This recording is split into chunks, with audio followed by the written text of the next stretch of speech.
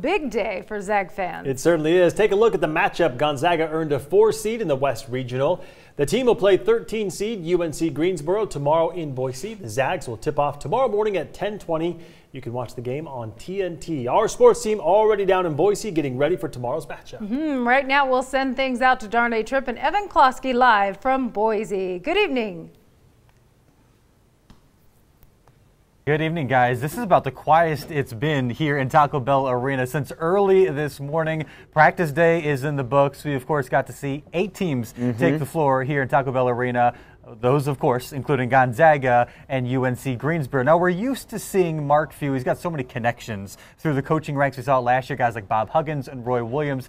Kind of a unique and a bit closer of a connection this week. Yeah, it's interesting because when you have UNC Greensboro versus Gonzaga, you don't think of anything alike. I mean, pace of play, prestige of program, geographical location. I mean, just 2 different worlds. But then you read the fine print there and you have Director of Basketball Operations for the Spartans, Kyle Bankhead. And, of course, that is a name we are very familiar here in the Inland Northwest, as Bankhead played for the Zags from 2001 to 2004, starting 48 games for the Bulldogs. He was a walk-on who worked his way into a significant role, lighting it up from deep. But once his career ended, he turned to coaching. Spent some time in San Diego as well as a high school in Kansas before landing in Greensboro to begin this year. Not that Bankhead has complete say in the game plan, but his knowledge of his alma mater certainly helps. And for both parties, it's nice to see each other, but it's a meeting with mixed emotions for Bankhead and his former coaches who are big fans of the guy. We'll have to check, see if Kyle's got some camera up in the McCarthy Center that he put in there over the summer. You know, the competitive side of you is like, you know, Kyle really knows our program well. And, not that he's been scouting us all year, but I'm sure he's watched us closely, and he's going to be a little more familiar than maybe some other people. So they still have the same concepts, different plays, different players. The concepts are pretty much the same. In reality, they have great talent and they have great coaching. I've always pulled for Gonzaga in the tournament and throughout the years, and now it's just, hey, I want our program to win.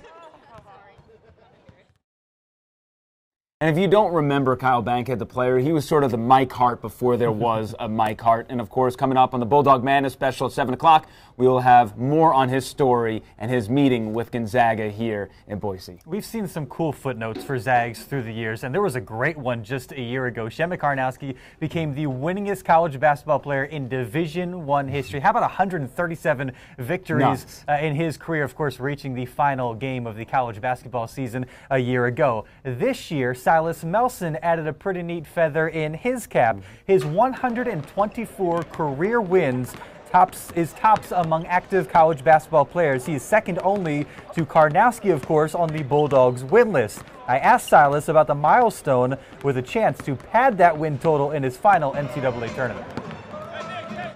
Yeah, I mean, it's a pretty cool accomplishment. I can't really say it has much to do with me, rather than it's got something to do with you, right? Yeah. But playing with guys like Sabonis, who's number 10 pick, and Kyle Wiltshire, who's making shots from half court every game, it's kind of hard to lose. But I mean, that's an accomplishment I do take to heart, though, because winning is the most important thing.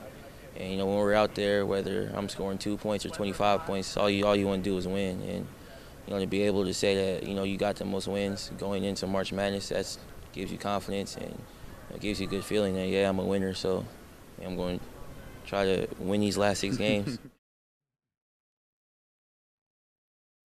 We'll have more of my conversation with Nelson coming up on the Bulldog Madness special at 7 o'clock. Yeah, my favorite stat with Silas Nelson, of course, is that when he scores double-digit points, Gonzaga 39-2. And one of those losses came in overtime, double overtime, actually. So just an interesting tidbit about Mr. Nelson. Now, we are heading out here to Boise. That is a very favorable location. And because they're a 4 seed, they get that geographical preference. And, of course, being 6.5 hours away from Spokane is very nice. A lot of locals landed in the arena today. The Zags located in the Northwest. A general consensus here is that the Boise faithful will pull for the Bulldogs. I met up with a few fans earlier this morning. Kyle Hutchinson is from Spokane, moved to the area about a decade ago, and during that time period, he got 3 of his Idaho license plates changed to represent GU. As for Bob Schaefer and Joanne Burmester, they're both from the area and actually know Mark Few's wife, Marcy. Bob was best friends with Marcy's late father and stays with the Fuse twice a year when he comes to town to watch a game. Whether Gonzaga is in town or not, these three show GU pride all year long and believe the city is ready to cheer on the Bulldogs. You bet there are. I keep bringing back my little things that I get to hold up at games, and I've got them in windows all over the area. Zag fan, go Zags, that type of thing. Yeah, this is a dream come true for us. We bought our tickets a year ago. As soon as they went on sale, we bought our tickets just hoping that Gonzaga would be here, and we won the lottery on Sunday. That is a very smart fan, and of course, we didn't know how this year was going to turn out for Gonzaga. 30 wins for the team, and there are a lot of media members picking brackets thinking that maybe this squad can get back to the Final Four. We'll cover that in our Bulldog Madness special as well as more. Nelson, Bankhead, a different group of media that's been following the Zags for a couple years. I met up with one of them. Loads of stuff. You won't want to miss it again. Bulldog Madness special coming up at 7 o'clock. That'll do it for us for now. More Creme 2 News coming up after the break.